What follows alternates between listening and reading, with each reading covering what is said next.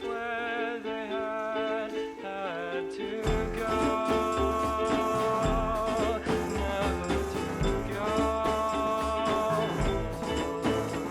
The chattered soul Garden tour. This is the far garden. Squash, tomatoes, and some cauliflower in this bed. Maybe some cabbage. Get closer. So these are patty pans here. They're a little low on water. My sprinkler's not hitting them, but we're getting rain today. Here, some storage onions that are growing, and this is like a cluster. I've got borage in here. Been harvesting to dry out for tea. Beets that I need to thin. Carrots that I did thin. Over here is more cauliflower, and then there's more cabbage in there too. At the back is more squash. Peas are doing great, but they're just about done. We've had a lot of heat. Yesterday I had peas for dinner. I just went and picked them. Cucumbers in here, so the field cukes are coming up, and the pickling cukes are doing good. I've got a few I could harvest. Nice cabbage there. A few peas still. I'm still harvesting them, so maybe that'll be lunch today. Over here, this row is more cucumbers and lettuce and cabbage, like a second succession. I've also got bush beans here, and then up top I've got runner beans. Corn is a little bit off this year. I think it was the temperatures fluctuated too much in the beginning, from what I understand. I have to be careful where I walk out here. Still some squash forming. We'll see how they do. We're supposed to get more rain, so I'm excited about that. And then this is a potato patch that was cardboard and hay on top. You can kind of see some grass clippings. So it's flowering, so that means it's kind of setting new potatoes right now. So that's good. In this garden, this is another row of potatoes. I need to weed and hill up some more. Some little baby sunflowers. This is a row that was garlic, and I pulled it out. I've got a second succession of seedlings at the back, and I'm going to plant this today. This was garlic too, actually, in some blank spots I had put acorn squash. Volunteer potatoes came up.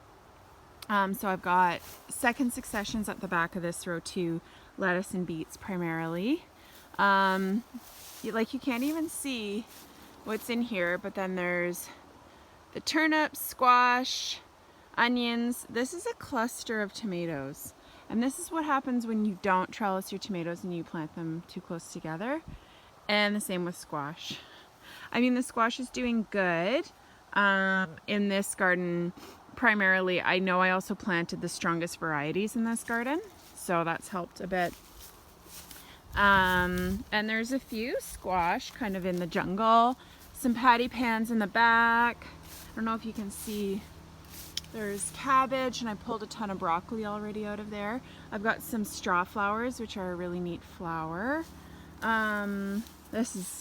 It's like impossible to walk in here.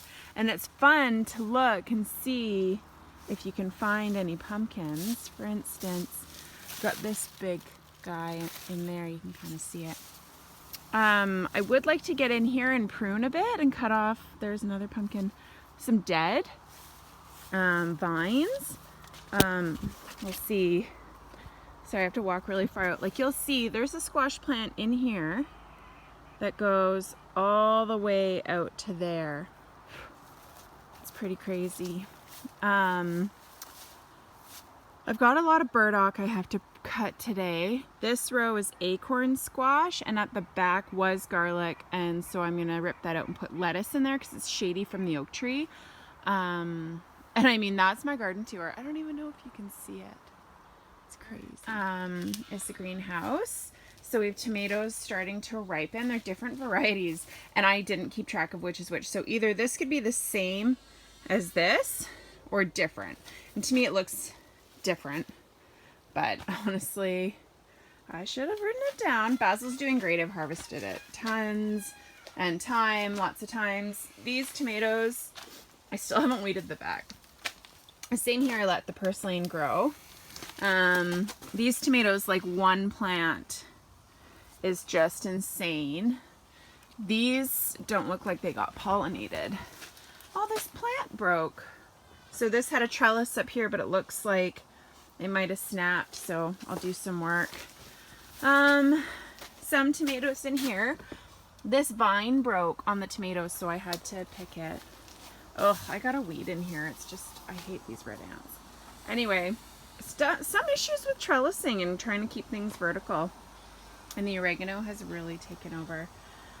So, I mean, in terms of quantity that we're gonna get of tomatoes in this greenhouse is definitely not what I had hoped for. But it's still good. It's not a crazy jungle. It'll be something, but I feel like it's not gonna be much to write home about. This is the back view of the garden behind the garage. Succession planting going on. Green onions and squash and Jerusalem artichokes and patty pans and straw flowers. That's weed. These are some little succession lettuces. It's hot and my plants are not happy, but they'll bounce back. This is my first year planting flowers for fun. They do take up valuable real estate. There's some cabbages mixed in there and lots of tomatoes, little black futsu squash, and things are growing. And that's my garden. I am doing a challenge mid-August to mid-September to only eat food that I've grown or is from the area and is local. So honey, meat, milk, basically everything with the exception of salt. And we're gonna get wheat from 225 kilometers away, and we are gonna allow that so Cam can make sourdough bread.